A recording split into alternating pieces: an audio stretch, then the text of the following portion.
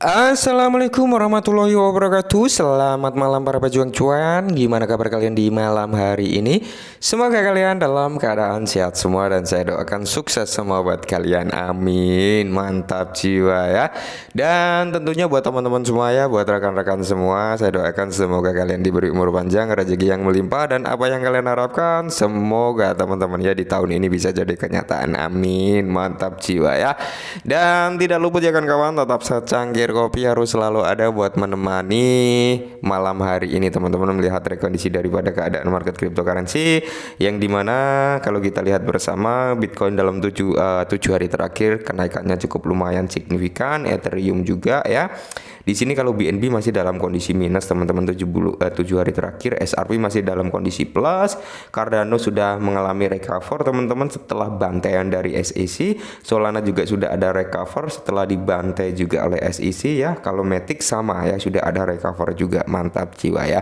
Oke, jadi di sini teman-teman mulai terbocorkan, mulai ada tanda-tanda positif buat keadaan kripto teman-teman, dimana kalau kita lihat bersama kalian pasti tahulah ya, kenaikan daripada Bitcoin kali ini dipicu oleh apa? Sampai nembus di area 31.000 US dollar. Dipicu karena apa? Salah satu pemicunya adalah ini teman-teman. Tapi sebelum kita lanjut, kita lihat dulu untuk harga daripada Bitcoin sendiri.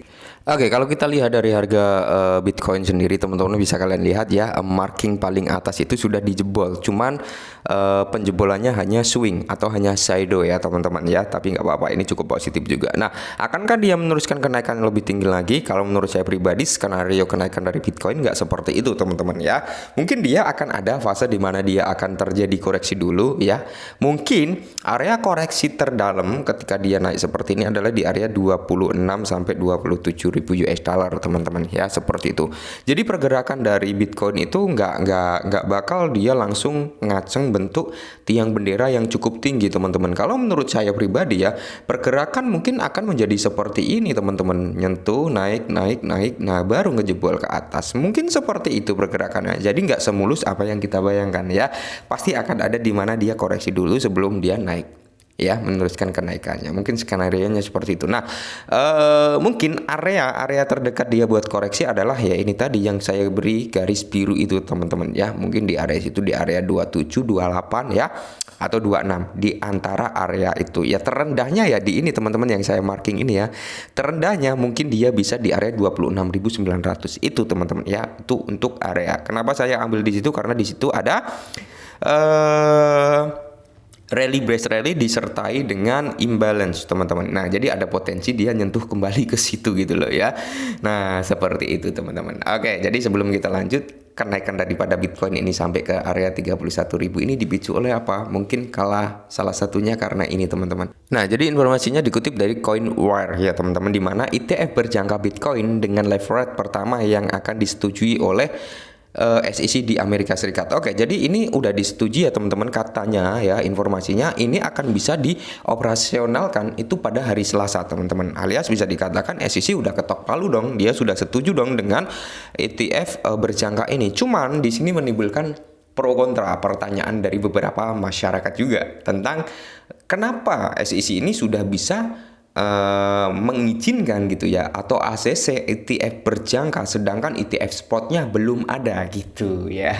Jadi apakah ini ada spekulasi permainan di dalamnya atau gimana gitu. Tapi kalau menurut para komunitas seharusnya yang di ACC lebih dulu itu adalah Bitcoin spotnya, baru Bitcoin berjangka ini ETF spotnya ya, baru ETF berjangka ini nyusul ya, katanya seperti itu. Cuman di sini kebalik teman-teman, ETF berjangkanya udah di ACC oleh SEC, sedangkan Bitcoin ETF spotnya belum ya, yang diajukan oleh BlackRock ini belum di ACC teman-teman ya, masih dalam tahap tinjauan. Oke. Nah, jadi di sini positifnya gini teman-teman ya, ini kayaknya sudah mulai ada tanda-tanda kayaknya ETF spot daripada BlackRock ini memiliki sinyal dia bakal bisa di ACC gitu ya, karena udah ETF berjangka ini udah diketok palu gitu teman-teman, udah diketok palu deal hari Selasa udah bisa operasional gitu ya. Jadi maka dari itu kemarin atau semalam ya, kenaikan dari Bitcoin itu sempat nyentuh di area level 31.000 ya, karena terjadinya buyer yang masuk mulai banyak. Kenapa buyer ini sangat masuk oleh banyak ya? Karena gini teman-teman ya, Ketika Bitcoin ini nanti ETF ini yang spotnya di ACC, ya ETF berjangka di ACC, ini sudah di ACC ya teman-teman, cuman spotnya belum ya. Itu instansi-instansi besar ya, institusi-institusi besar, mereka akan ngeborong Bitcoin gitu teman-teman. Itulah yang akan menjadi lonjakan harga daripada Bitcoin. Dampaknya terhadap altcoin gimana bang? Apakah ada dampaknya? Katanya nggak akan berdampak ke altcoin. Memang kalau kita bicara ini berfokus kepada Bitcoin teman-teman. Dampaknya kepada altcoin gimana? Ketika Bitcoin ini sudah naik tinggi dan para pembeli Bitcoin ini mungkin sudah dapat untung dari Bitcoin ya, mungkin dia akan ambil keuntungannya ya, akan ambil keuntungannya tapi nggak 100% diambil untuk masuk ke altcoin. Seperti itu. Maka dari itu altcoin mungkin akan mengikuti pergerakan. Nah, yang pertama kali mengalami lonjakan terbesar ya tentunya Bitcoin. Habis itu disusul oleh altcoin. Sistemnya seperti itu, teman-teman. Ya, mungkin loh kalau menurut opini saya pribadi seperti itu. Nah, informasi yang berikutnya teman-teman di mana dikutip dari Bitcoin Archive ya teman-teman, dan di sini hanya di ADX Market bursa ya baru yang diluncurkan minggu ini oleh raksasa keuangan Fidelity, Scape dan Citadel ya, adalah institusi onboarding dan perusahaan keuangan secara eksklusif. Uang besar ada di sini. Oke, sebentar lagi teman-teman, di sini akan ada peluncuran ya bursa baru ya yang akan diluncurkan minggu-minggu ini. Ini akan berdampak positif juga ya. Kita lihat aset-aset mana nih yang akan masuk ke dalam pertukaran ini. Kemungkinan ketika aset-aset yang masuk ke dalam pertukaran ini akan terjadi pemompaan harga yang cukup lumayan teman-teman. Mantap jiwa ya. Nah, jadi kita juga harus pantau koin-koin yang mungkin akan masuk dalam bursa yang kita sebut tadi, teman-teman. Kemungkinan besar koin-koin tersebut yang akan masuk ke dalam pertukaran baru ini minggu depan, teman-teman, mungkin akan terjadi pemborongan dari Wales juga. Oke, jadi momentum-momentum positif kayaknya mulai berdatangan ini ya. Jadi ETF Future Bitcoin dengan leverage pertama setelah disetujui untuk diluncurkan oleh Komisi Sekuritas Bursa Amerika Serikat atau SEC untuk pertama kalinya di Amerika Serikat. ETF yang dikenal sebagai dua kali Bitcoin strategi ETF BTX ya telah dikembangkan oleh Volatility Share dan akan mulai diperdagangkan pada hari Selasa. Nice ya teman-teman, seperti yang saya bilang, ini akan bisa diperdagangkan atau dioperasikan pada hari Selasa. Bisa dikatakan SEC sudah ketok palu gitu teman-teman. Oke, saya setuju. Yes, palunya diketok gitu ya. Oke teman-teman, inilah ya pemicu daripada kenaikan daripada Bitcoin juga sebenarnya ya. Ini dipicu ini akan ada perdagangan ETF dengan leverage ya, 2 kali leverage-nya teman-teman ya.